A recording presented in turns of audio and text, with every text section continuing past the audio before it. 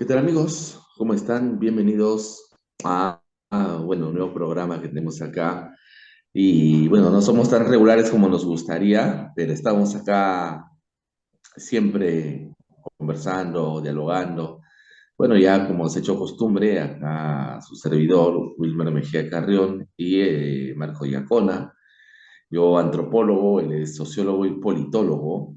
Y bueno, ahora vamos a conversar de un tema que espero les sea muy interesante, que es el colonialismo, ¿no? Que hasta ahora sigue vigente y que está causando varios problemas todavía en el mundo contemporáneo. Pero bueno, ¿cómo estás, Marco? Espero que todo bien por allá.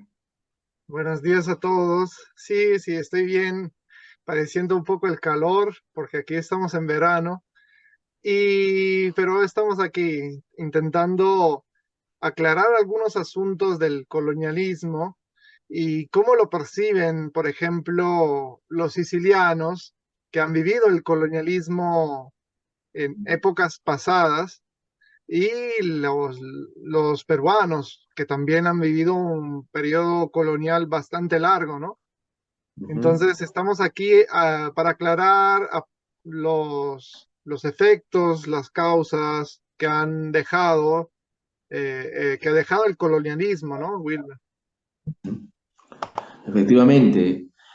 Bueno, primero creo que hay que empezar por definir lo que es el colonialismo, lo colonial. Y bueno, en principio, desde mi punto de vista, y no sé si estarás de acuerdo, yo pienso que el colonialismo tiene varios aspectos, ¿no? Pero dos principales. Uno es una cuestión política, que es el de el dominio de un grupo o de un territorio, bueno, de un país sobre un territorio ajeno, externo a él, y que dentro de este dominio, las personas que viven en ese territorio de ultramar, o, no, o al menos fuera del territorio metropolitano, están de alguna manera subordinadas y supeditadas a los intereses de esta metrópoli. Entonces, por ejemplo, las personas dentro de ese territorio políticamente no pueden acceder a los cargos más altos del gobierno de su propio territorio. Para mí esa es una parte fundamental del colonialismo, ¿no? Porque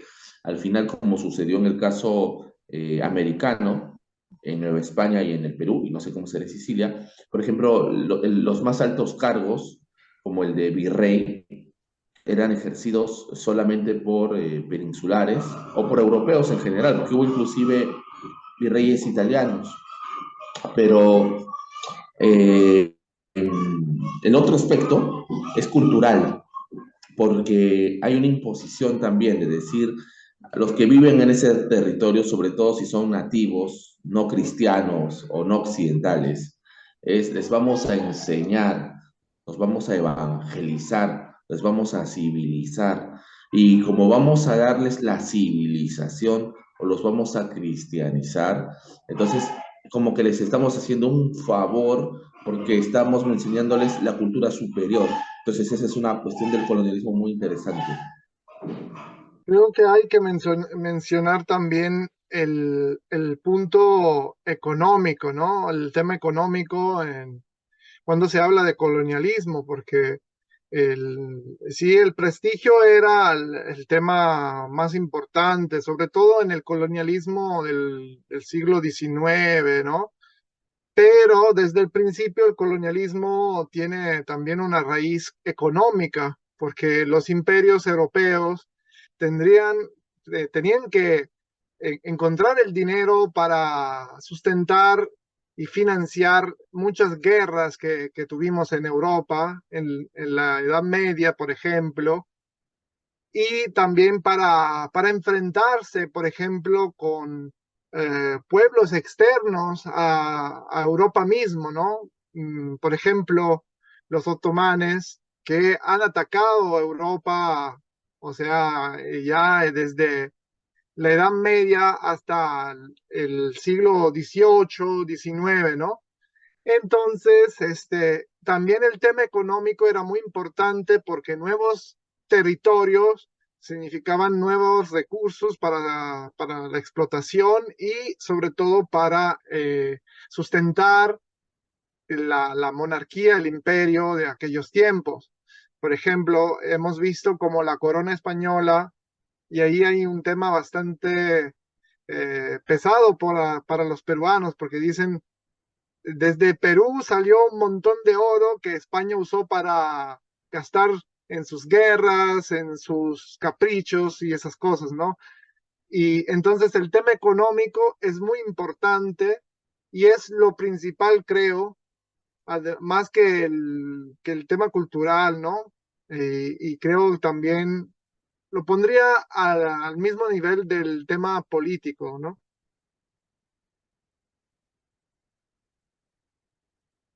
Sí, en realidad es muy interesante eso porque son varias aristas, son varios aspectos en realidad, ¿no? Tú tienes la parte política, tienes la parte cultural, tienes la parte económica, y donde al fin de cuentas, quieraslo o no, en el colonialismo, la metrópoli, al menos un grupo de ellos, tiene que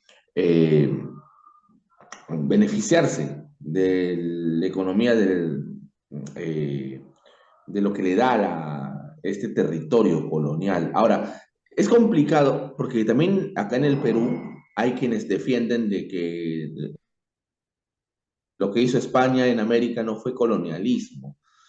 Y eso es bien discutible. En principio porque hay algo interesante que creo que hay que mencionar. Durante la época colonial, ¿no? Esta época donde los virreinatos americanos fueron parte del Reino de España. O sea, jurídicamente y legalmente no fueron colonias, ¿ya? Así, o sea, en lo legal, en el papel. Ujú, Pero sí hubo prácticas coloniales. Y estas prácticas coloniales también no van a ser iguales en todos los siglos y en todos los tiempos.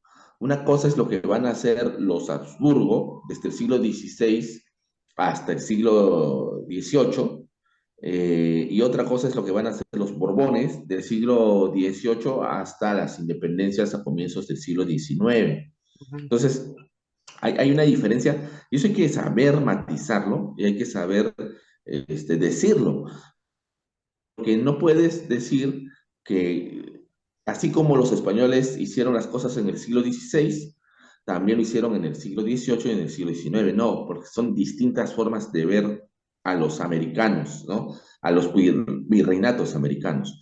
Yo desde mi punto de vista, yo veo de que hay dos fases concretas, al menos, de colonialismo. La primera es con los Habsburgo, donde las relaciones coloniales, por decirlo así, no eran tan evidentes. O sea, sí había relaciones coloniales, ojo, porque algo tan sencillo es que no hay un virrey indígena, nunca ha habido un virrey indígena. O sea, y yo creo que esa es una parte interesante del colonialismo, ¿no? Una característica principal es que la gente misma del lugar, del territorio, no puede llegar a ser gobernante de su propio territorio. O sea, ahí hay algo interesante, ¿no? Que es que va Claro. contra lo que es la autonomía propia de un territorio, su propia, el autogobierno, ¿ya? Eso no lo tiene. En cambio, en el caso del colonialismo a partir del siglo XVIII y especialmente en el XIX, porque no es lo mismo el colonialismo español que el colonialismo inglés, que el colonialismo francés, el colonialismo inclusive italiano, alemán que hubo después, que en corto tiempo quisieron tener colonias, no es lo mismo, pero de todas maneras sí serían colonialismo, porque de todas maneras hay una forma de desigualdad tanto en la parte política como en la parte cultural y económica, que eso es importante recalcar. En lo político, ¿por qué? No hay virrey indígena, no existe virreyes indígenas. Por ahí me van a decir, no, pero había un virrey, había virreyes criollos, sí, pero ni siquiera ellos podían gobernar sus propios virreinatos, porque hubo virreyes peruanos, criollos peruanos, pero se fueron a gobernar Nueva España, por ejemplo, pero no su propio virreinato. Entonces, y eran pocos también, ¿ah? O sea, tampoco no era la generalidad, era la excepción a la regla, pero ahí están. Pero igual, o sea, se nota una desigualdad, se nota una diferenciación que al principio es cierto, no lo voy a negar. con los Habsburgo las relaciones colonialistas no eran tan profundas, estaban más o menos ahí, y recién es a partir de la entrada de los Borbón en 1700, creo 1713 ya, concretamente después de la guerra de sucesión, que van a imponer más, una carga colonial más profunda, y que justamente es la que nosotros recordamos más. O sea, políticamente también lo del colonialismo ha sido usado de manera partidaria, política, para señalar ciertas cosas. Y eso tampoco no me parece bien, porque al final lo que tenemos que hacer es aprender de la historia. Y justamente yo voy por ahí porque yo sé que hubo virreinatos en Sicilia, en Nápoles, que eran virreinatos españoles en Europa.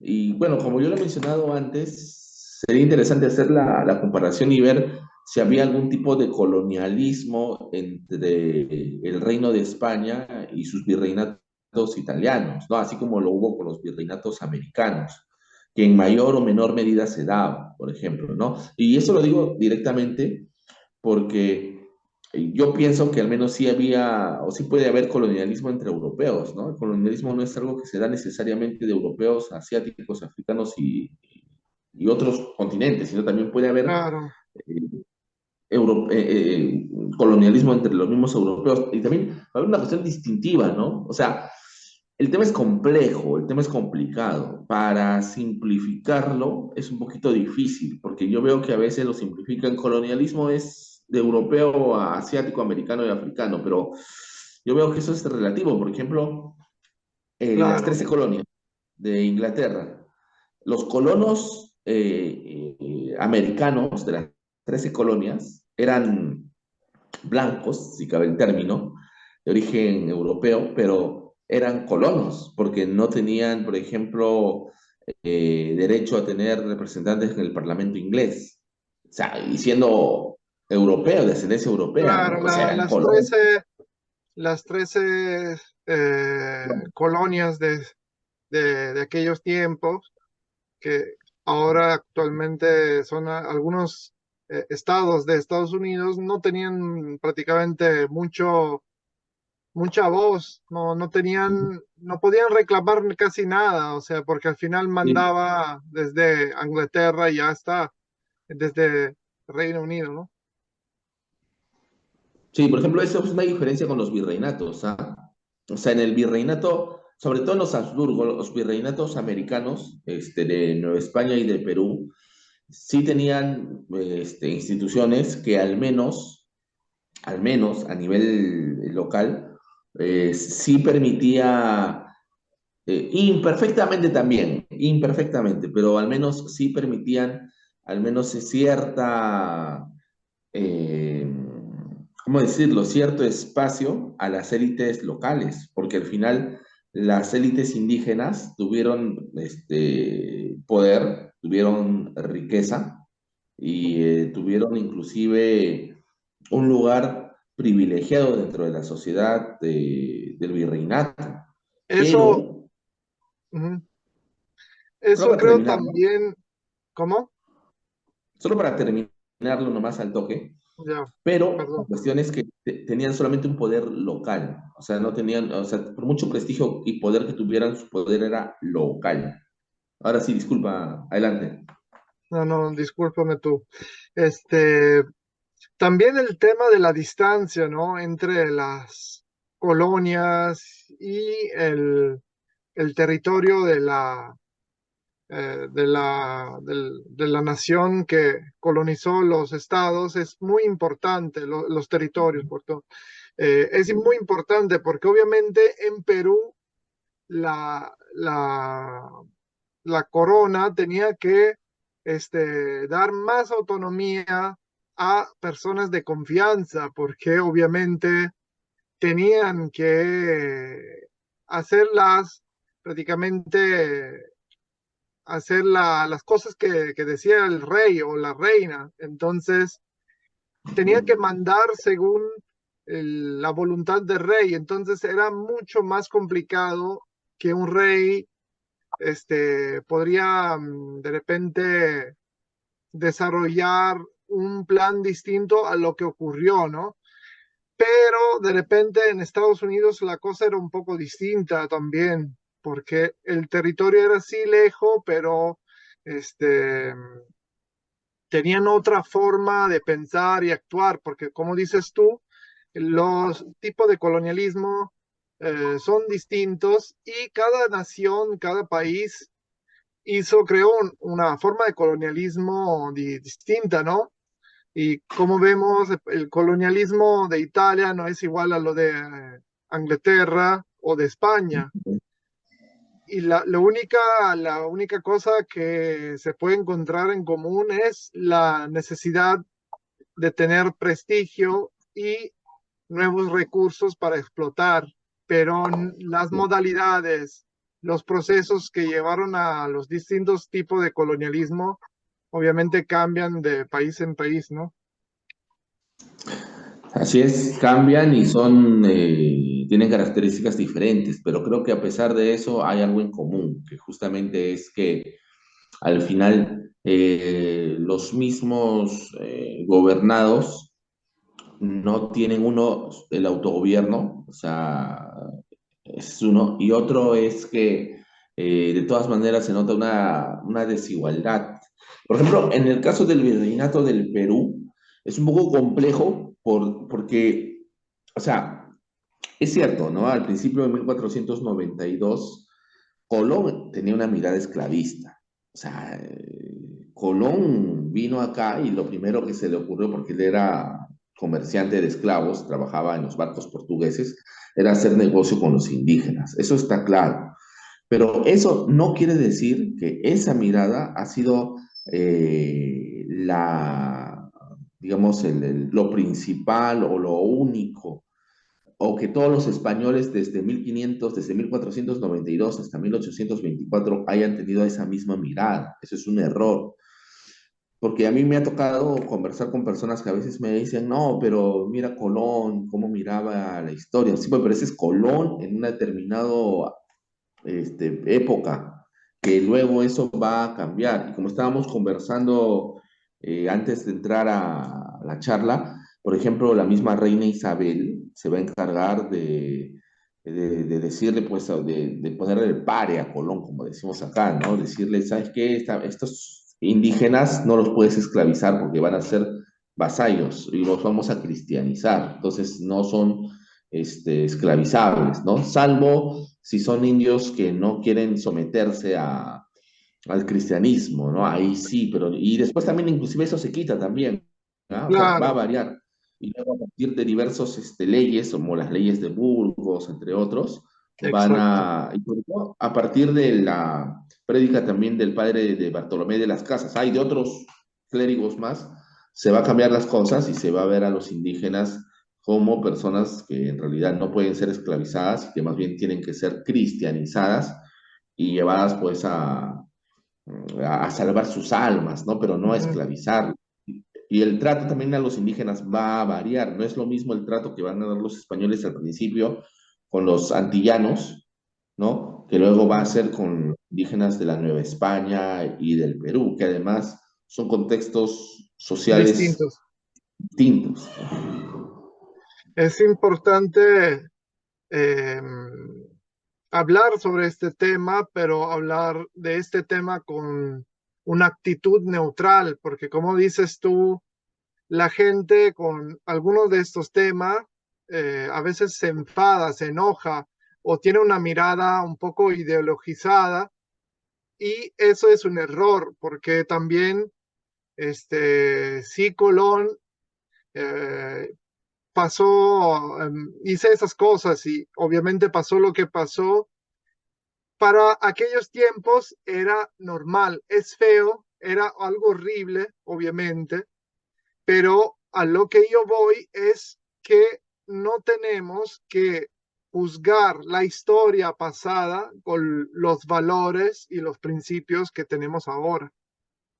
¿Por qué digo eso? Porque no podemos analizar un episodio, un proceso, un evento con una mirada ideologizada, ¿no? Porque no nos permite investigar sobre lo que ocurrió de verdad y no repetir de repente los mismos errores o entender por qué hemos llegado a esta etapa o a este punto. Y eso que hizo Colón fue horrible, sí, pero no, Colón era una persona adentro de un sistema que reconocía el colonialismo, la esclavitud, como algo normal. ¿Es feo? Sí, es la historia. No se puede cambiar, no se puede juzgar con los mismos principios y valores de ahora.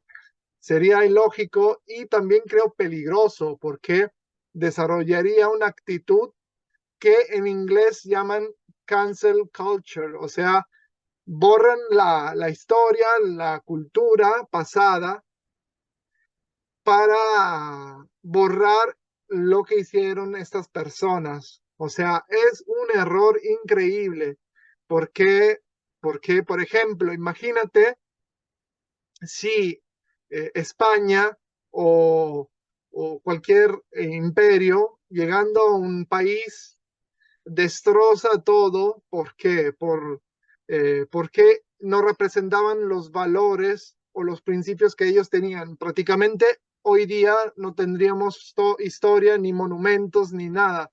Imagínate, en Perú se pueden encontrar varios monumentos y sitios históricos donde hacían sacrificios humanos hasta, ¿no?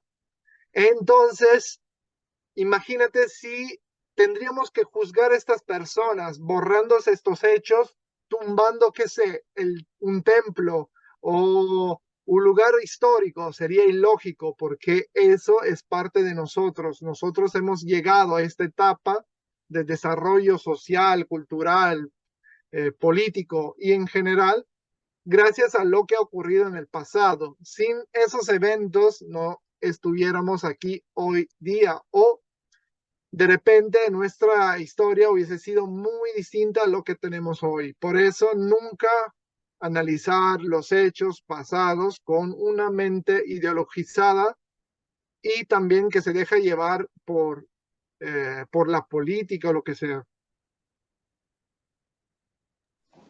Sí, efectivamente, eso es muy interesante porque en realidad todo ha sido muy ideologizado, todo ha sido muy visto justamente desde los ojos de la obra. O sea, por ejemplo, lo que hicieron Pizarro, Cortés, nos ponen como si fueran malvados, diabólicos, que han querido destruir todo, pero en realidad, eh, uno que usaban las reglas de su época. O sea, en su época, si tenían que matar, mataban, si tenían que pactar, pactaban. Y en el caso de Pizarro, pactó. O sea, también eso hay que entenderlo. No es que hayan sido asesinos así, psicópatas. Eso también es otro tema, ¿no? Ponerlos como si fueran psicópatas que iban matando por todos lados. En realidad eso no es cierto. Lo que sí es que a ojos nuestros, sí eran gente dura, eran gente que hacía las cosas y que podría parecernos brutal, porque en ese tiempo era muy Es distinta. es Es brutal, brutal. pero es la historia. Es la historia. Es que también hay que entender que en esas épocas Europa estaba en guerra todo el tiempo. O sea, entre los mismos europeos, el trato tampoco no era de la gran maravilla. O sea, eso hay que entenderlo. Y esta gente viene de Europa a América y tiene toda esa mirada, pues, no sé si cómo llamarle, ¿no? De guerrero, de cruzado. Entonces, la sociedad era violenta. Por lo tanto, o sea, su forma de ver el mundo va a ser desde la violencia, desde la imposición. Así eran sus reglas, así no podemos cambiar. Pero vuelta, si vemos el Tahuantinsuyo, por ejemplo, también no es que haya sido también un mar de paz total. O sea, es que son cosas distintas, ¿no? Por ejemplo, en el Tahuantinsuyo, yo podría decirte de que dentro de los grupos étnicos, sí existía, digamos, como en todos lados, ¿no? Una regulación en las relaciones sociales. Ujú. Pero esa regulación en las relaciones sociales era sobre todo para ese grupo étnico al interior, donde había solidaridad, donde había ayuda mutua, eso es innegable. Ujú. Pero si tú empiezas a ver cuestiones interétnicas, de relaciones, vas a empezar a ver de que esa solidaridad y esa ayuda mutua no se daba necesariamente entre etnias, ¿ah? O sea, había disputas, había guerras, había inclusive un dominio y una subordinación de un grupo hacia otro. O sea, no, tampoco no era un paraíso, ni era una manera de, ¿cómo lo puedo decir? ¿No? Una civilización totalmente pacífica. Y como bien lo mencionabas, había la cuestión de las ofrendas humanas. O sea, eso también. Ahora me pueden decir, no, pero era su cultura. Sí, pues, pero yo también podría decir los españoles, era su cultura, pues. O sea, si hay que entender a uno, hay que entender al otro también. Porque ahora, yo he como conversado con españoles contemporáneos, y olvídate, pues, aunque hay de todo, ¿no? Hay los que tienen ideologías diferentes, pero en líneas generales lo que yo veo es gente bastante razonable y que entiende y comprende que lo que sucedió hace 400 años, pues, no necesariamente fue, ¿cómo lo puedo decir? O sea, no lo avalan, o sea, no todos los españoles, porque hay todavía una idea, ¿no? Que todos los españoles avalan lo que... No, no, no todos, ¿ah? Hay gente muy crítica que entiende de que es un proceso histórico también y no necesariamente avalan. Hay gente que entiende muy bien el valor de las culturas andinas y mesoamericanas. Así como hay gente que también que no lo valora, ¿ah? Pero hay también, o sea, el Ujú, panorama es complejo y no podemos claro, generalizar de un punto y decir, todos los españoles actuales están de acuerdo con lo que hizo Pizarro, tal. Lastimosamente, hay un uso político de todo esto y que le conviene a cierto grupo, sea de izquierda o de derecha. Esto no tiene que ver con ideologías. Por ejemplo, la idealización, ¿no? La idealización por ejemplo, yo a veces digo, esta gente de izquierda que dice ser marxista y que dice que el Tahuantinsuyo fue algo paradisiaco, que todos se llevaban bien, pero si tú lo analizas desde el marxismo como tal, o sea, el imperio de los incas para nada fue un tema de armonía social, ¿ah? Porque ahí hay rangos y clases sociales definidos y ahí hay un conflicto que va a existir, ¿ah? O sea, claro, no, si tú fueras marxista, marxista, sí, que lo quieres ver, el Tahuantinsuyo no se salva de ese análisis, ¿ah? Y vas a ver problemas y contradicciones de clase también. Yo veo claro, que muchos marxistas no analizan eso. claro. El problema es que, como dices, también el imperio Inca, por ejemplo, se pudo construir encima de las varias conquistas y muertes de otros pueblos indígenas que vivían en el Perú y en otras regiones de Latinoamérica. Así es. Entonces, hay que analizar bien las cosas por cómo están, porque, o sea, podríamos decir, son malos, eran buenos, pero no va a cambiar nada. O sea, lo que vengo es, tenemos que sobrepasar, solucionar ese resentimiento o ese malestar por hechos ocurridos tantos años atrás. Hablamos de siglos, no de años encima. Claro, era muy Entonces, por distinto. ejemplo, yo puedo decir como siciliano, los sicilianos prácticamente fueron conquistados por todos y por los árabes, por los españoles, los griegos, los romanos, eh, los normanos y Normandos. y varios pueblos más. Entonces, el siciliano no ve necesariamente eso como algo que destrozó Sicilia mismo, ¿no? Bueno, regresamos. Así es. Estaba contando algo sobre lo que hemos vivido en los siglos aquí en Sicilia, las varias dominaciones y de cómo lo perciben los sicilianos de hoy en día, ¿no? La verdad que tuvimos un montón de invasiones, de conquistas de la isla, por parte también de pueblos, imperios europeos, como lo de España, como hemos mencionado antes, y varios otros. pueblos, ¿no? Y imperios.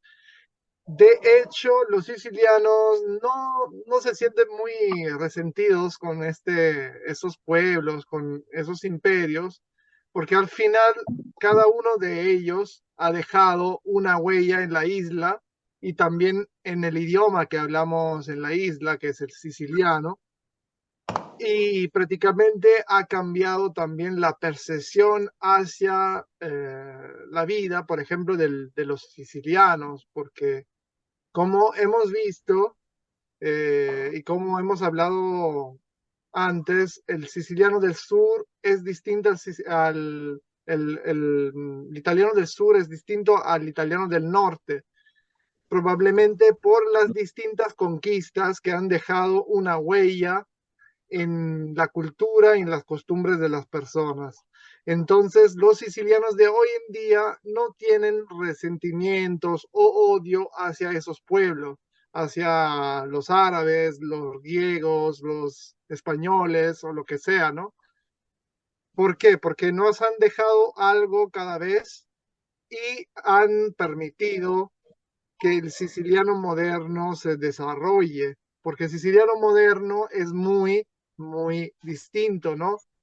Y lo podemos aclarar y ver, porque, por ejemplo, mi ejemplo es eh, muy claro, ¿no? O sea, yo como siciliano no pertenezco a los cánones comunes que se dice o a las características comunes de los sicilianos, ¿no? Claro, Eso porque pasaron conquistas y esas conquistas conquistaron toda Sicilia, esos pueblos, y en esos pueblos había muchos rubios, ojos azules, y entonces se mezclaron con la población indígena de Sicilia o las poblaciones que estaban, y obviamente salieron las personas con los ojos azules, rubias, con la piel más clara y así, ¿no? Entonces, ¿cómo podemos ver los dominios, las conquistas cambiaron todo, la cultura, la, los costumbres, todo, ¿no? Los principios, el idioma, cualquier cosa, ¿no? Y gracias a eso nosotros somos lo de hoy en día y es importante reconocerlo porque en Perú pasa lo mismo. A pesar sí, que, o sea, a pesar que de repente alguien quiere borrar eso, la mayoría de los peruanos habla español, no habla aymara, quechua o eso. Y no significa que los peruanos tienen que olvidar sus ancestros o sus raíces indígenas, pero hay que aceptar que todo lo que ha ocurrido es parte de nosotros, parte de la cultura peruana. La cultura peruana no es solo la cultura de los incas, de las culturas pre-incas, sino también lo que ha dejado España, y eso hay que reconocerlo sin resentimiento.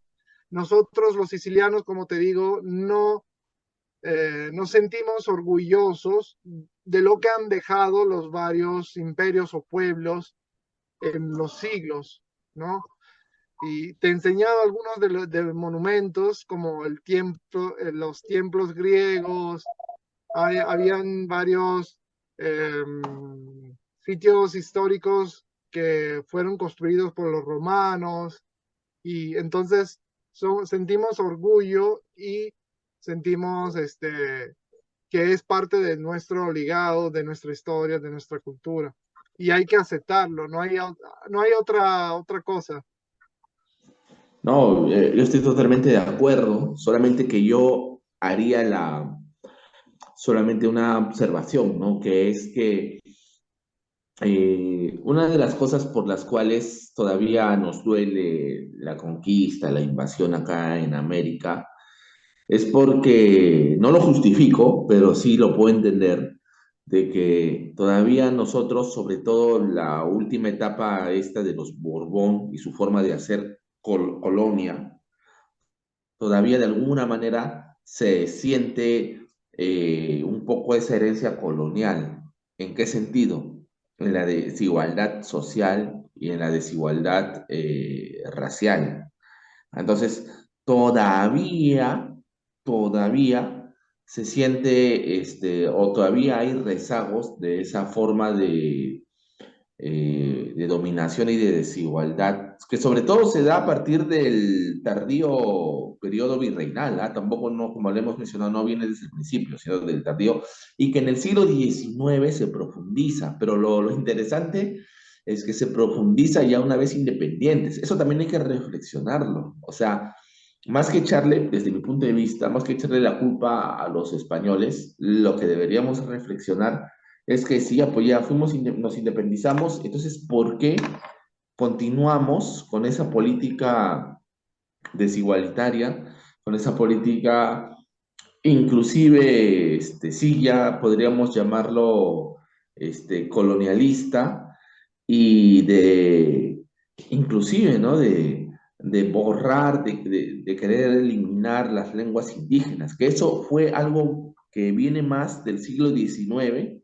que del virreinato español, que sí ya se estaba esbozando en el siglo XVIII, que ya se estaba dando a partir de las reformas borbónicas y sobre todo a partir de la rebelión de Tupac Amaru, donde se le quita privilegios a los nobles indígenas, pero ¿dónde o en qué siglo es donde se profundiza y se vuelve mucho más virulento, mucho más profundo?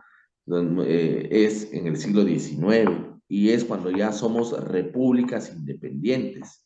Entonces, yo también ahí, a pesar que puedo entender el resentimiento, puedo entender el por qué todavía existe todavía esta mirada, porque sí, muchas de las cosas que nosotros ahorita padecemos en desigualdad y en falta de desarrollo, tienen de alguna manera, no lo voy a negar, sus raíces en el virreinato y sobre todo en la parte tardía, no, así, ahí. Sin embargo, no debemos olvidar que ya somos independientes, que ya pasaron 200 años. O sea, no podemos seguir pensando es que los españoles, como llegaron, tienen la culpa de que yo sea pobre. No, pues, pero que ya pasaron 200 años. O sea, se supone que nos independizamos y más bien lo que deberíamos hacer, desde mi punto de vista, es una crítica a cómo ha sido gobernado el Perú y cómo a pesar de ser independientes, más bien hemos tomado más que de España, el siglo XIX y los presidentes del Perú han tomado ideas de Estados Unidos y del norte de Europa para tratar con sus propios grupos indígenas, porque quieraslo o no, de manera paternalista, de manera desigual, lo que tú quieras, pero el trato a las comunidades indígenas en el virreinato era diferente y era, inclusive le daba más protección legal que en la República. O sea, eso hay que entenderlo. O sea, la actual situación de muchas comunidades indígenas y la actual forma de entender cómo es que se debe tratar al idioma, a los idiomas indígenas, no proviene tanto de los virreinatos, sino proviene del siglo XIX. Oye, voy a ponerlo como lo dijo una persona, un conocido, ¿no? Que de alguna manera en el virreinato es como si tú inflaras un globo, ¿no? Y ahí tú lo inflas, y pudiendo con la independencia desinflar ese globo y cambiar, después de la independencia sigues inflando ese globo, y ese globo se infla tanto que se explota, y ese que explota son los problemas actuales. Entonces, debió haber un cambio, debió haber un matiz distinto, pero no se hizo así. Se... Entonces, particularmente para mí, más que mirar hacia los españoles del siglo XVI que tenían reglas distintas, normas distintas, deberíamos más reflexionar y qué han hecho los gobiernos republicanos y qué hacen hasta ahora para ya cambiar ese legado negativo, ¿no? Porque tiene cosas positivas y negativas. Yo particularmente, o sea, yo hablo el español, es mi lengua materna y la lengua materna de mi familia desde hace generaciones. Estudié en la escuela, que es una cuestión, es una institución occidental. Estudié en la universidad, que es una institución que viene de Occidente, de España, ¿no? Que lo trajeron acá. O sea, yo no puedo renegar de eso. O sea, es absurdo. Puedo entender, comprender que hubo una desigualdad, que hubo un colonialismo atrás, reflexionar sobre él, entender sus causas y consecuencias, pero hay que cambiarlo, pero no pensar de que malditos españoles, maldito Pizarro, porque yo creo que ahí tal vez la diferencia con Europa, con Sicilia, tal vez es que ustedes no necesariamente, no necesariamente, ¿no? Perciben que los males que ustedes tienen ahora provienen de ese pasado que todavía continúa vigente, ¿no? No sé cómo decirlo. Creo Porque que, Sicilia tiene un montón de problemas también, ¿no? El sur de Italia. Pero no sé qué tanto le echen la culpa al pasado virreinal o cualquier otro pasado griego, romano, de eso. o sea, le echan más la culpa los sicilianos o los del sur, o bueno, algunos, no todos, obviamente, al reino de Italia, o sea, porque conquistó el reino de dos Sicilias y lo dejó en la pobreza, sacando todo el oro de reino y llevándolo al norte, ¿no? Dejando en la pobreza el sur y dejándolo hasta ahora así. Pero en general no hay ese odio que hay, por ejemplo, por los conquistadores de antes, o sea, los árabes, los españoles y eso.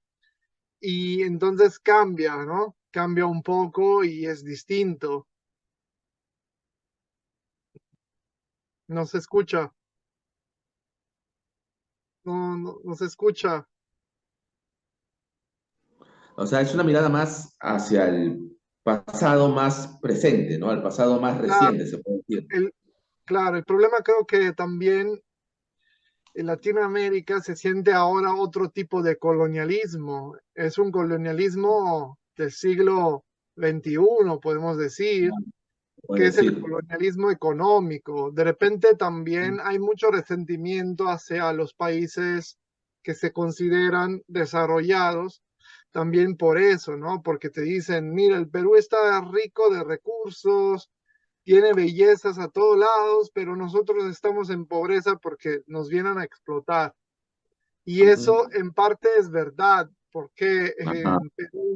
En Perú hay muchos recursos naturales y viene una empresa china de Estados Unidos o lo que sea, y de repente se lleva los recursos, pero no de ese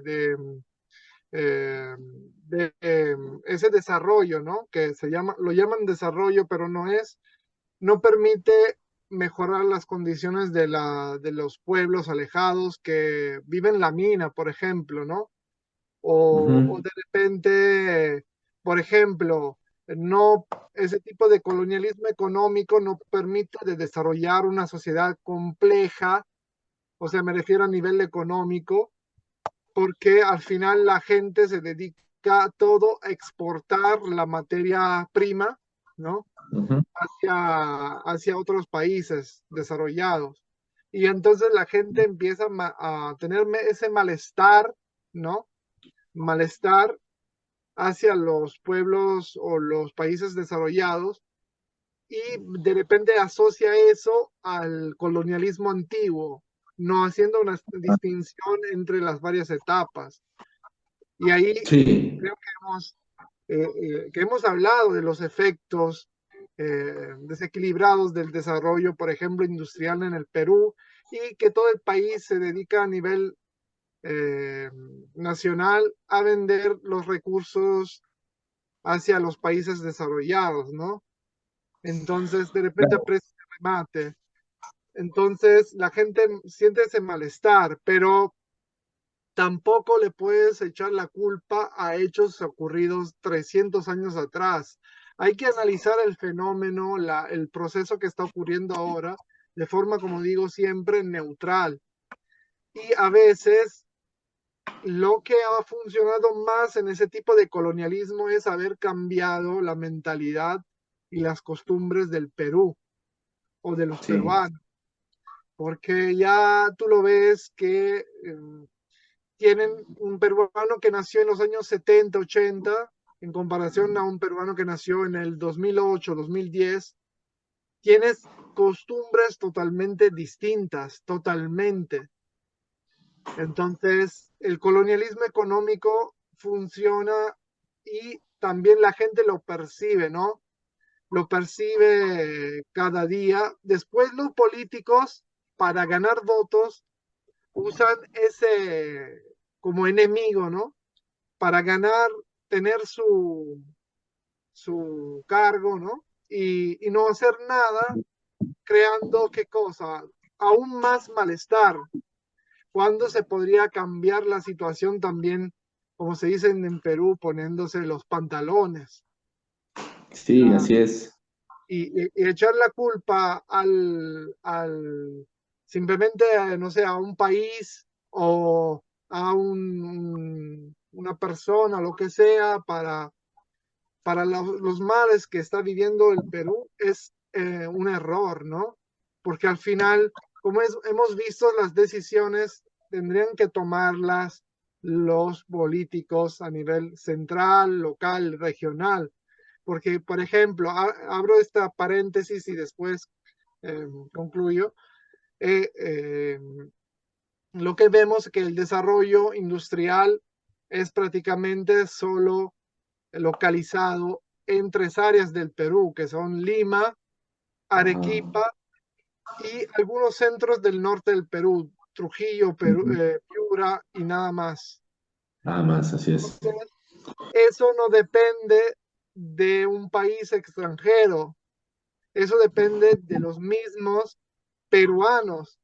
Así Entonces, es. para alguien, eso, cuando alguien culpa de todos los males un país o un continente para su situación, no está haciendo algo bueno porque simplemente de repente lo hace para sacar más votos y ganar su puesto. Y eso no es Ajá. bueno porque las decisiones comunes llevan a mejorar un país y de repente hacerlo salir de una situación mala, ¿no?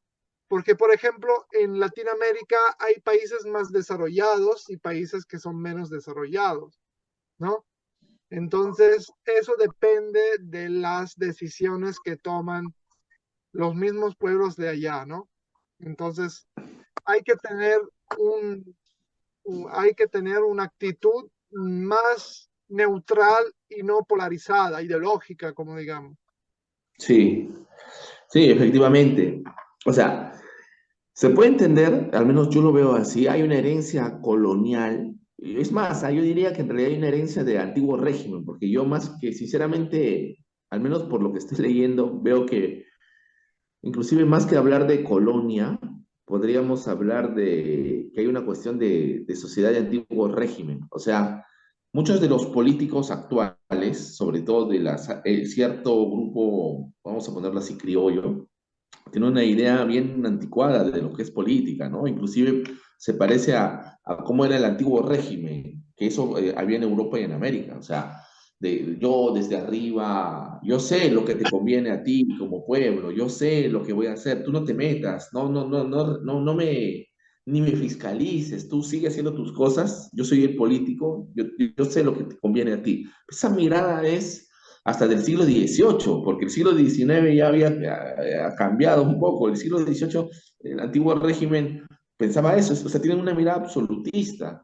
Y eso es terrible, porque es inconcebible que un político ya en 2023 piense así, ¿no? Y es porque tienen una mirada hacia su propio ciudadano muy negativa, que tiene que ver Claro, con cuestiones...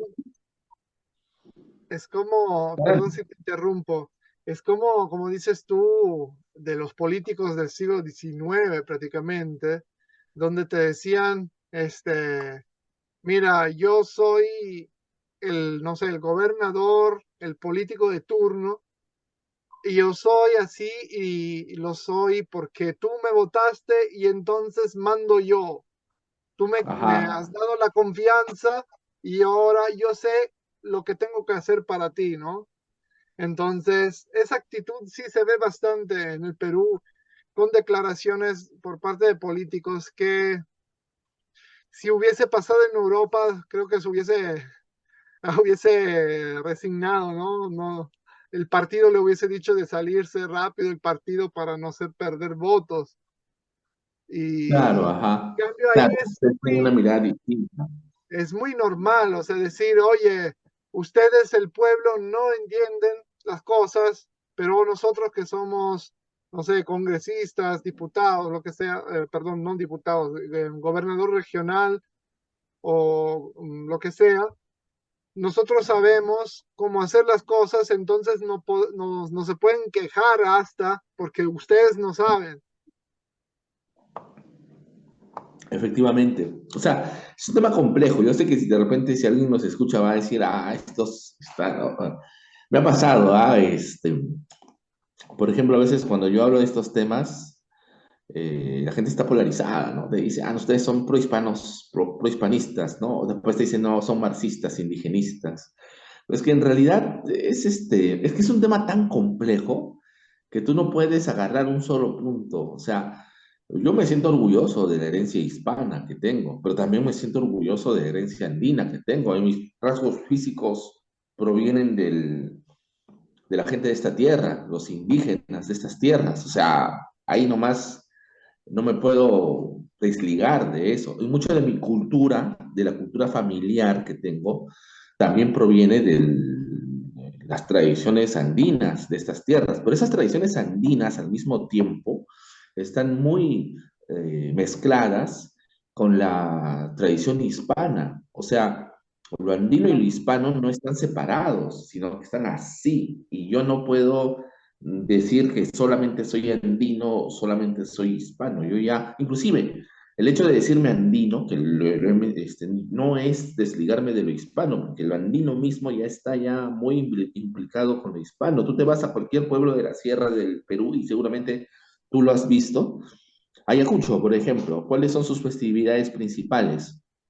Son festividades, Religioso. herencia, claro, la religión católica, o sea, y eso que yo no soy religioso, pero lo respeto. O sea, es así. O sea, yo he escuchado gente, inclusive catedráticos universitarios, que dicen, el patrimonio cultural colonial, material, ¿no? Las iglesias, todo lo que dejaron los españoles, deberíamos desaparecerlo.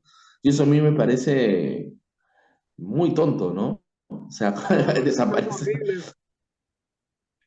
Imagínate, eso era justo lo que te había dicho antes. Imagínate si cada pueblo hubiese tumbado lo que había hecho el pueblo antes, o sea, Claro, prácticamente no tendríamos historias, no tendríamos, no podíamos conocer nuestras raíces y prácticamente, no sé, creo que seríamos como, no sé, una sociedad sin cultura, ¿no? Porque claro. todos los que han dejado los pueblos, las personas en el pasado, como te he dicho antes, han permitido que nuestra sociedad se desarrolle como está ahora, ¿no? Entonces, eso es como, por ejemplo, pasó en Siria o en Irak, donde prácticamente el ISIS, la organización terrorista de allá, prácticamente tumbó varios monumentos antiguos porque eran blasfemos, ¿no? O sea, sería como una comparación hacia ellos, porque te dicen lo que están en contra a la historia hispana, te dicen hay que tumbar las iglesias, es algo horroroso también, ¿no? Claro, es horroroso. Es como que un hispanista tradicional te diga hay que tumbar Machu Picchu, Sacsayhuamán. No, no seas malo, ¿qué vas? O sea, no tiene Lógico y sentido. estúpido. Claro, sería estúpido, ¿ah? O sea, ¿qué vas a hacer? Y eso te lo dicen, o sea, como te digo, gente no, gente que tiene cátedra universitaria, ¿ah? O sea, y eso me parece a mí terrible, porque esa persona tiene alumnos, y esos alumnos muchas veces, claro, muchas veces cuando tú sales del colegio, pues sales en nada, ¿no? Tabula rasa, todo en blanco. Entonces vas a la universidad y te enseñan eso y sigues con el patrón, o sea. Uno se puede dar cuenta, yo felizmente, no sé si he tenido suerte, pero al menos en la universidad no he tenido ese profesores así, felizmente, no. Sí he tenido profesores que han Claro. sido marxistas, todo, pero no han sido tan dramáticos en ese sentido. Y el problema es uno, o bueno, la visión de la mirada de estas personas está equivocada por una simple razón. O sea, si tumbas la iglesia no cambia nada. Y además, los peruanos, como dices tú, son una mezcla entre indígena y español. Entonces, eso no lo puedes quitar. O, o la única solución no hay solución, no se puede quitar ningún No, rasgo cultural, físico de esa persona, ya está. O no sé qué proponen ellos, porque la única solución es una solución terrible y horrible que ha pasado en Europa con el genocidio de judíos claro. o también con el genocidio armenio o esas cosas.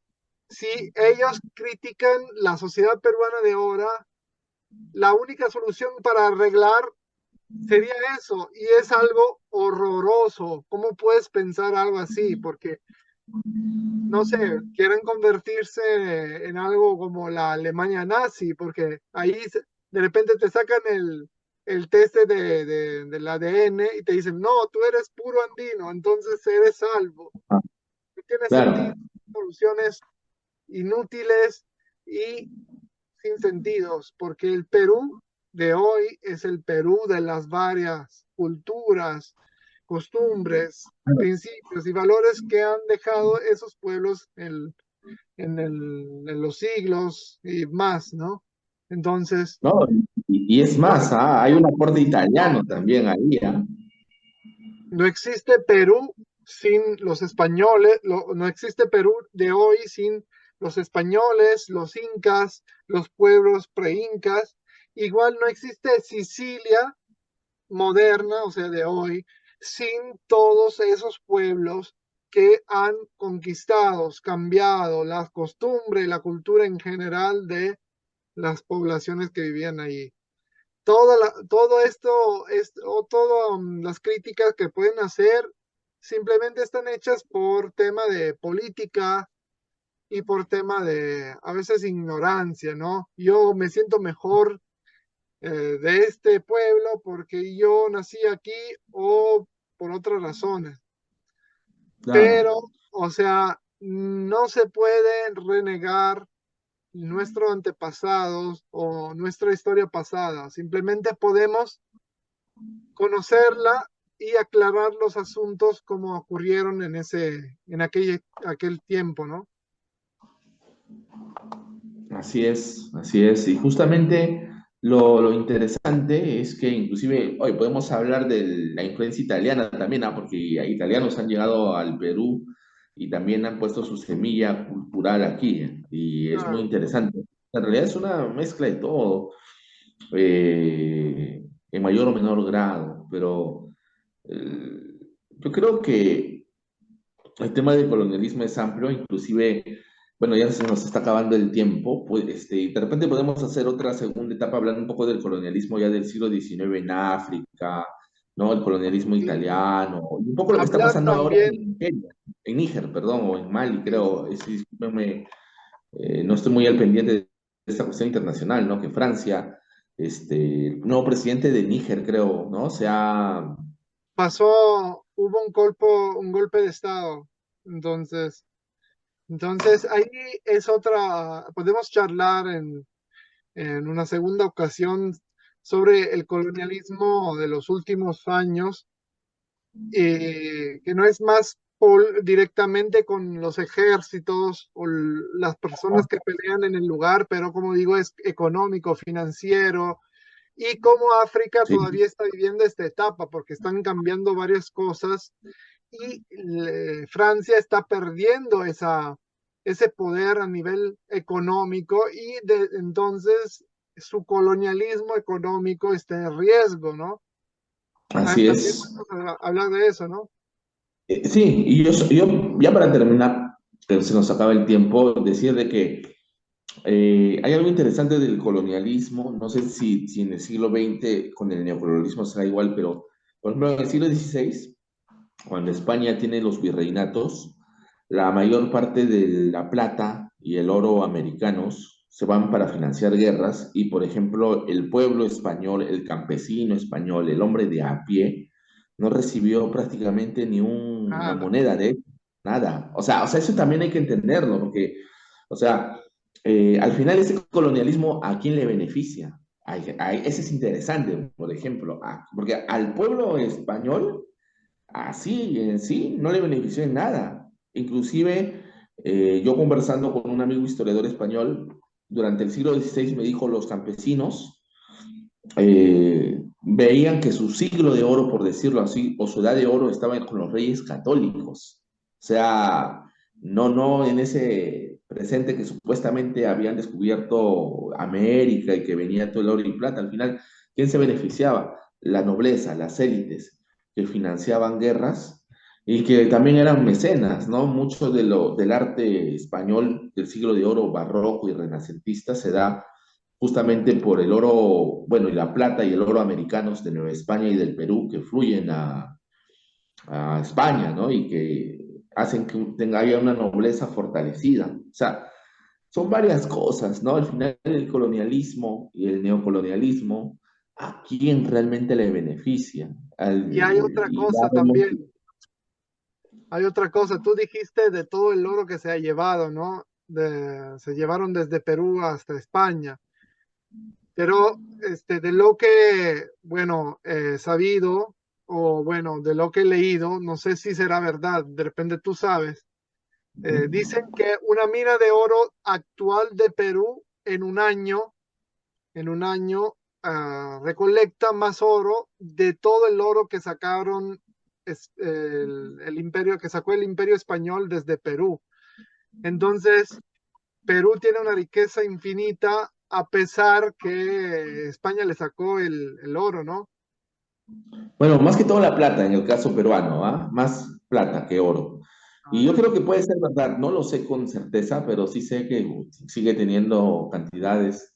Yo creo, para finalizar y un poco como reflexión, eh, miremos al pasado, pero miremos el pasado para aprender de él, reflexionar, tener memoria y visión crítica, pero no para vivir renegando, viendo hacia atrás y decir malditos españoles, eso no tiene sentido ya. Yo creo que el Perú va a progresar cuando cambiemos de mirada y empecemos a ver y asimilar nuestra historia desde todos los ángulos. Yo particularmente, la herencia hispana es mía, o sea, yo inclusive lo digo, y yo creo que yo soy tan heredero legítimo de Grecia y Roma como lo eres tú o cualquier italiano. Así te lo digo. No sé si estaré mal, ¿ah? Pero yo lo digo, yo creo sí, o sea, yo siento que Grecia y Roma son mi herencia también, igual que contigo, igual, porque Claro, acuérdate que las conquistas de España, eh, y las leyes estaban como inspiradas o desarrolladas por las leyes de romanas, ¿no? Romanas. Entonces, sí, el res nullis, la conquista de Latinoamérica, se desarrolla gracias también a esta idea de res nullis. O sea, yo voy a una tierra, voy allá, le planto una bandera y es mía porque nadie lo ha reclamado. Y eso es algo como del derecho romano, ¿no? sí, Entonces, aplican varias cosas de lo griego y lo romano. Y como te digo, yo lo digo abiertamente, soy heredero de Grecia y de Roma de la misma manera que tú también lo eres, ¿no? O sea, claro, así, no sé. Y también soy heredero de lo andino. Yo como mi cuy con papa, como mi chicha de jora, chicha.